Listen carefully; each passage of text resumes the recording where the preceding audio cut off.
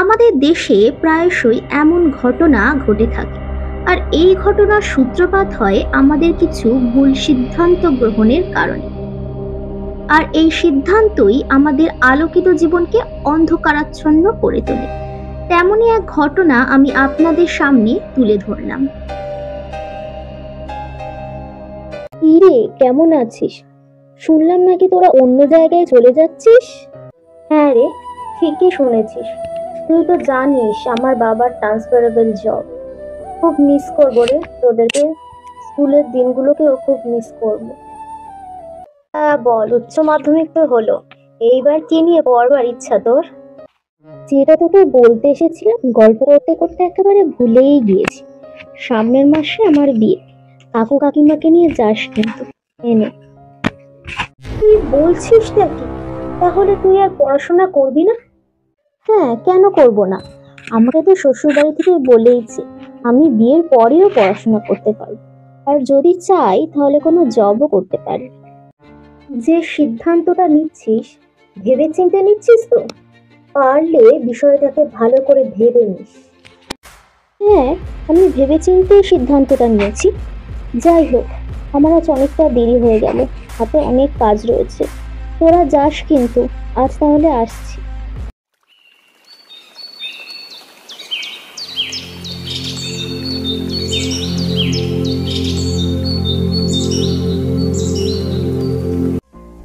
Ma'am, আসবো? আসুন। কিরে স্বাগতা, তুই কেমন আছিস বল আমাকে।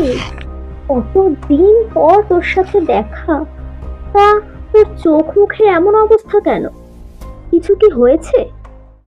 জানিস তো, তুই সেদিন ঠিকই বলেছিলিস। আমি যদি বিয়ের সিদ্ধান্তটা নেওয়ার আগে একটু চিন্তা ভাবনা করতাম, তাহলে আজকে আমাকে এই দিনটা দেখতেই হতো না। কি হয়েছে সবটা আমাকে বলতো। আর এখন তুই কি করছিস নাকি? শাশুড়ি মা আমাকে বললেন, এই তো সবে বিয়েটা হলো, একটা বছর পর নহে পড়াশোনাটা শুরু করো। অপেক্ষা করলাম পড়াশোনার জন্য। তার কিছুদিন পর আমি কনসিভ করি। আমার আর পড়াশোনাটা করা হয়ে উঠলো না। তোর হাজবেন্ড, সে কিছু বলেনি? কিছুদিন আগে আমার হাজবেন্ডের অ্যাক্সিডেন্ট হয়। ওর একটা পা নষ্ট হয়ে গিয়েছে, আর হয়তো কোনোদিন কিছু করতেও পারবে না। তুই বলতো, আমি এখন এই বাচ্চাটাকে নিয়ে কোথায় যাব? তুই যেভাবে হোক আমাকে একটা কাজের জোগাড় করে দে, তোর কাছে আমি হাত জোড় করছি। না হলে যে এই বাচ্চাটাকে নিয়ে পথে বসা ছাড়া আমার আর কোনো উপায় নেই। জানিস তো, আজকে যে তুই এতটা কষ্ট পাচ্ছিস, দুনিয়াটাকে এতটা কঠিন বলে মনে হচ্ছে তোর, সেদিন যদি একটু ভাবতিস তাহলে হয়তো তোকে এই দিনটা দেখতে হতো না। জানিস তো, প্রত্যেকটা মানুষের জীবনে মূল্যবান জিনিসটা কি? সময় এবং সিদ্ধান্ত। তুই চাইলেও সেই সময় ফিরে যেতে পারবি না, এবং তোর সিদ্ধান্তটাকেও আর কখনোই বদলাতে পারবি না। প্রত্যেকটা মেয়ের উদ্দেশ্যে আমি একটাই কথা বলবো, তোমরা হঠকারিতার বশবর্তী হয়ে এমন কোনো সিদ্ধান্ত নিও না যা তোমাদের সুন্দর জীবনটাকে নরক করে তোলে।